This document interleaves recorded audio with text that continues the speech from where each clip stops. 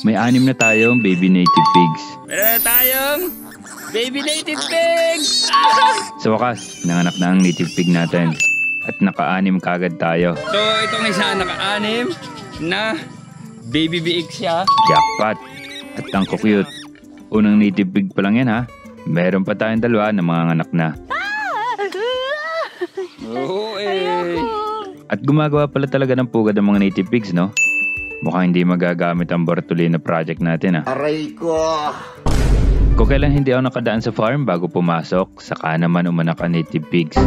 Kaya ito, si John Paul at Jayman ang nakakita sa kanila. So wala si Kuya Jeremy, sigurado bukas matutuwa yun kasi siya ay nasa trabaho. Hindi na siya nakapunta dito.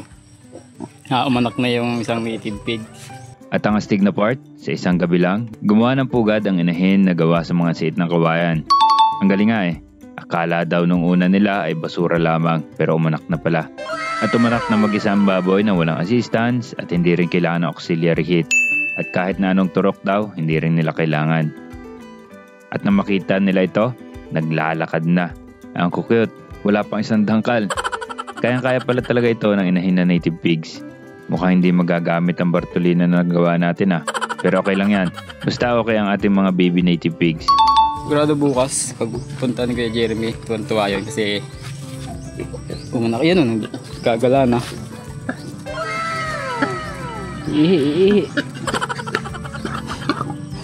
At tama siya. Sinend nga lang sa akin na John Paul ang clips ng mga native pigs habang nasa trabaho ko. Tuwang-tuwa talaga ako. Kinabukasan, May magandang good news daw sa akin sina John Paul din sa ating native pigs. Ano kaya? Basura? Pugad. Meron na tayong melon. Sigbe. Ayun na. Yung isang inahin ng anak na. Ito yan ah. Ito na malaki. grabe, kaliliit at ang cute. Sabi nga ng pisan ko, nahawakan ko ito ngayon. Pero pag laki-laki nila na konti, naku po, ang liliksin nito mga ito. At nagagalit ang inahin pag hinahawakan. Sorry na, hindi na. Nakukutan lang ako sa anak mo. Kaso, ang lilit. Okay, meron na tayo mga native baby pigs. Yan o. Ang cute, ang liliit. May kikitain kaya ako dito? O ipaprocess lang namin ito kada okasyon sa bahay? Tignan na lang natin at abangan nyo yung mga off duty.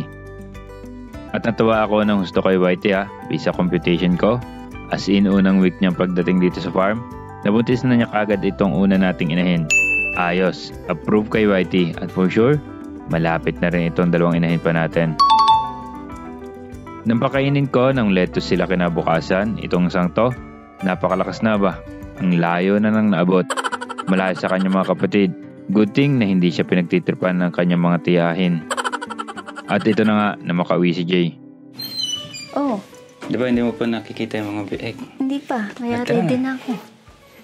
Papakainin din natin yung mommy pig. Tara. Let's go.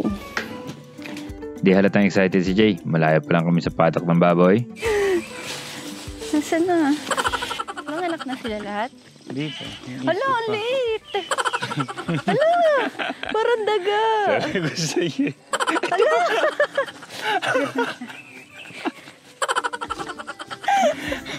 Sabi ko sa'yo eh. Dali! Sugod naman kaagad si Jay para manghuli ng baby big. Kaso, di mahuli. Ay kabulok. Kaya to the rescue ako. Kaso, Loko! Loko! Loko! Loko! Loko! ay siya, hindi na. Pero grabe kaliliksi na kaagad nila kahit pang 3 days pa lang nila ngayon. Nakatiming ako na makahuli ng 2 big. Kaya nakapag-video kami na may hawak kami parehas. Diba? Hindi halata masaya? Kasi mataas ang chance na may lechon kami sa birthday namin. Titignan natin kung hindi pa may benta. Matapos namin ma-excite sa mga little pigs, ginawa na namin ng chores dito. Pinakain namin ni Jay ang mga baboy. Una mga inahin. Bumili na rin kami ng lactating feeds. Ito ang isang halo dito sa feed mixture natin para ma-improve ang production ng kanilang gatas. Pinakain na rin si Whitey na napaka very good naman na baboy niyaan. Kaya kailangan busog na busog siya. Kahit na nakabukod mula sa kanya ang mga inahin sa ngayon. Tama lang lahat ng timing namin dito sa native pigs ang pagbubukod kay Whitey. Sana maging okay ang mga baby pigs natin hanggang mabenta o ma-process natin sila. At sana umanak ng marami at very soon ang dalawa pang inahin. Abangan nyo yung mga Call of Duty. Yun lang. Peace.